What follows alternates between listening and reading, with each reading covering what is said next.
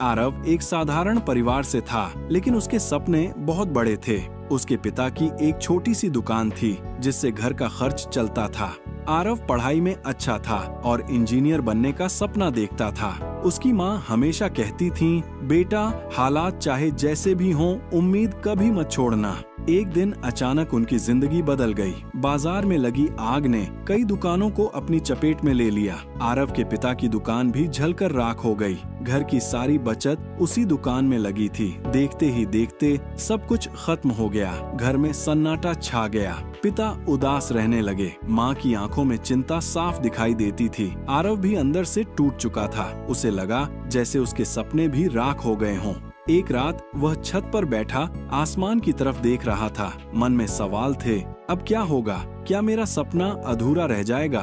तभी माँ उसके पास आई और बोली, बेटा जिंदगी में गिरना हार नहीं है। असली हार तब होती है जब इंसान उठने की कोशिश छोड़ देता है।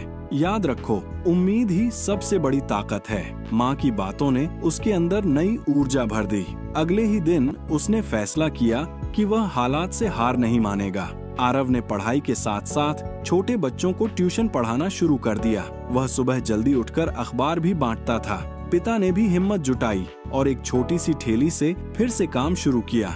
शुरुआत छोटी थी, लेकिन इरादे मजबूत थे। दिन रात की मेहनत रंग लाने लगी।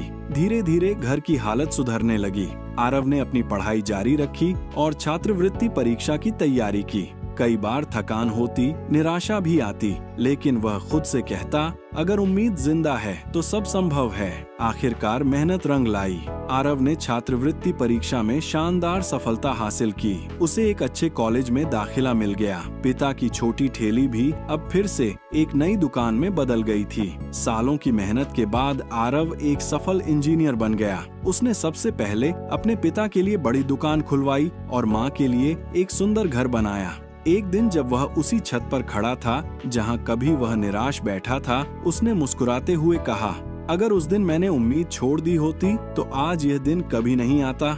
उसकी माँ ने गर्व से कहा, उम्मीद कभी छोटी नहीं होती, वही इंसान को अंधेरे से उजाले तक ले जाती है।